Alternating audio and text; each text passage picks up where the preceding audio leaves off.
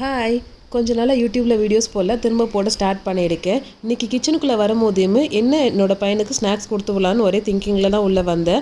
சரி, வீட்டில் வேர்க்கடலை இருந்துச்சு, அதை வச்சு வேர்க்கடலை உருண்டை செஞ்சிடலான்னு சொல்லிட்டு தான் வேர்க்கடலே வறுக்க ஸ்டார்ட் பண்ணிட்டேன்.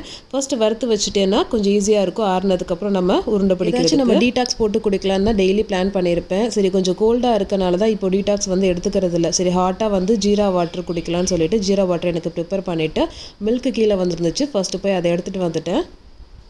ஜீரா வாட்டரும் நல்லா ப்ரிப்பேர் ஆகிடுச்சு. சரி, கொஞ்சம் ஹாட்டாக குடிக்கலான்னு சொல்லிட்டு கொஞ்சம் ரிலாக்ஸ்டாக உட்காந்து அதை குடிச்சிட்டு இருந்தேன். வேர்க்கடலையும் நல்லா ஆறிடுச்சு. சரி, தொலியை எடுத்துகிட்டு இப்போ நம்ம உருண்டை பிடிச்சி வச்சிடலான்னு சொல்லிட்டு மிக்ஸி ஜாரில் போட்டு கொஞ்சமாக நாட்டு சக்கரை மட்டும் சேர்த்து அவனுக்கு நல்லா பிடிச்ச மாதிரி நல்லா உருண்டை பிடிச்சி வச்சுட்டேன். குட்டி குட்டி உருண்டையாக பிடிச்சா அவனுக்கு கொஞ்சம் பிடிக்கும், அதனால் அப்படி பண்ணி வச்சுக்கிட்டேன். மார்னிங் பிரேக்ஃபாஸ்ட்டுக்கு அடை தோசை தான் பண்ணலான்னு பிளான் பண்ணிட்டேன். ஸோ அதனால் காலையிலேயுமே 6 மணிக்கெல்லாம் அடை தோசைக்கு எல்லாமே ஊற வச்சுட்டேன். நான் எப்பயுமே சொரக்காய் இல்லைனா கேரட் ஏதாச்சும் போட்டு அரைச்சி தான் பண்ணுவேன். இந்த டைம் சொரக்காய் வீட்டில் இருந்தனால அதையும் அடை தோசையில் போட்டு அரைச்சி கொஞ்சம் வெங்காயம் வதக்கி போட்டு தான் நான் எப்பயும் பண்ணுவேன். அப்படியே பண்ணிட்டோம். எங்கள் எல்லாருக்குமே அடை தோசைனா ரொம்ப பிடிக்கும். எல்லாருமே நல்லா என்ஜாய் பண்ணி சாப்பிட்டோம். அப்படியே என்னோடய பையனையும் ஸ்கூலுக்கு கிளப்பி விட்டாச்சு. அவரும் ஜம்முன்னு கிளம்பிட்டாரு.